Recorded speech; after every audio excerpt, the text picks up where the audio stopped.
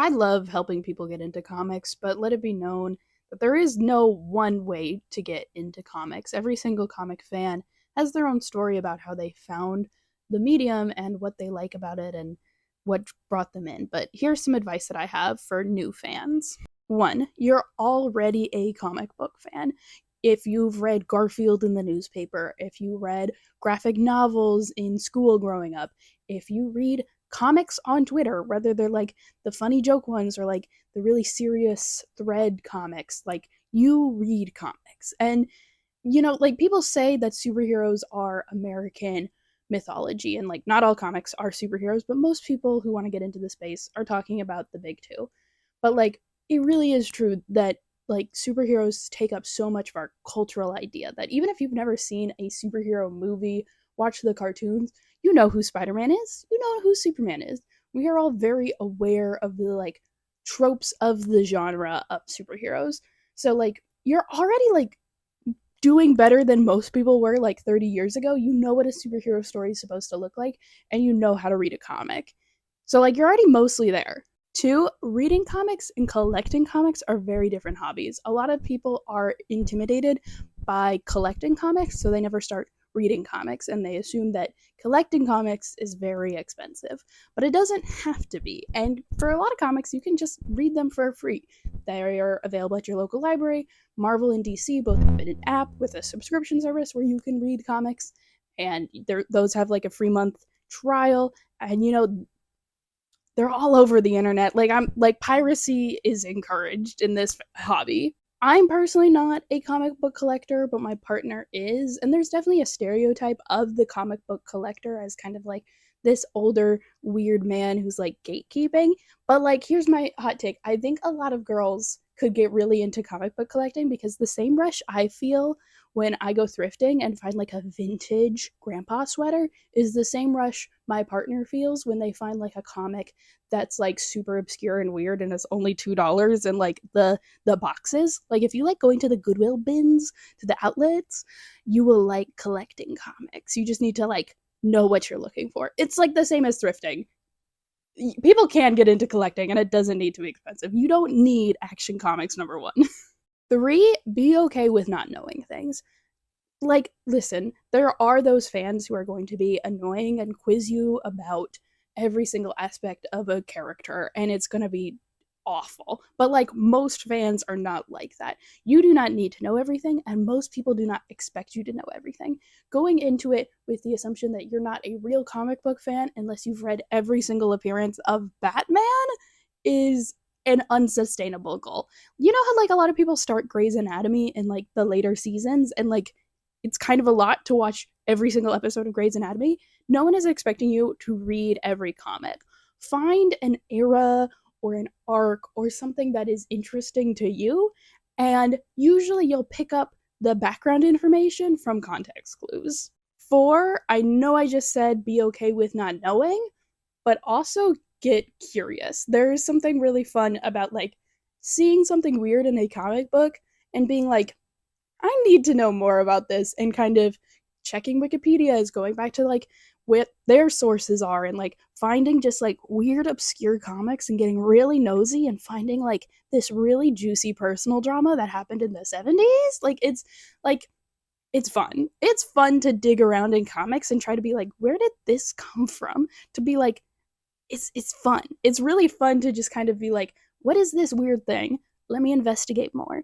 Like let your curiosity run wild and like kind of go beyond the bounds of what you expect. And my last piece of advice before we get into how to actually read comics is know your reason why. Like find something that motivates you to read comics that's not just like this is what I'm supposed to do. This is my nerd homework. Like when I first started reading comics, my reason for reading them was because I shipped 2 characters so strongly and I needed more art of them and I needed like homoerotically charged situations. So I sought that out in the comics and I found some and it was a good time. But right now, my current reason for reading comics is I have a lot of characters that I'm like really emotionally attached to and I want to see more of. So like if you're interested in some like weird characters in like the background of cartoons or recent movies, finding their comic book appearances to have more of that little special guy, that like little creature that sparks something in you, is very fun. Now, how do you actually read comics? Most people will tell you to pick a character and look up a reading guide. And like that works. That definitely works. But like what ends up happening is when people like give you recommendations for characters, they tend to recommend miniseries. And if you are new to comics, a miniseries is like 6 to 12 issues, which are like chapters of a comic, and it's like one complete story. And that's fun to read. It's basically a graphic novel. But I don't think it gives you like the skills you need to like maintain as a comic fan. Me personally, I really like comics that are currently coming out because I like the like rush, the excitement I feel, and like this anticipation of waiting for the next issue. Like having something to look forward to each month and having like several little stories to keep up with is very fun for me. So what I would recommend is like figure out what characters you like, check like there's like a Wikipedia page for like current ongoing comics and see what they are, and then like usually they're like up online for free like every Wednesday, and you'll see like the new issues, and that can be really fun. If you liked the new Superman movie, Action Comics is a really fun book because it like usually is publishing once a week, so like that's really fun to read. But like there's always a ton of Batman books coming out. The Absolute Universe at DC is like really fun, and people are super into it. Like having a story to look forward to is very fun, but also miniseries are great. Finding like a super fan online of a certain character and saying, "Hey, I want to get into them. Can you give me a reading list?" will get you like a very good reading list. Like if you just Google one, it's going to be like pretty surface level and you don't actually know if it's good. Or even like finding a friend that's into comics and being like, "Can you tell me something you think I would like?" Also very good. And like usually the best way to read things is online, so there's piracy, but then there's also the big two subscription apps, or if you're looking for indie stuff, Comixology is their kind of like digital subscription.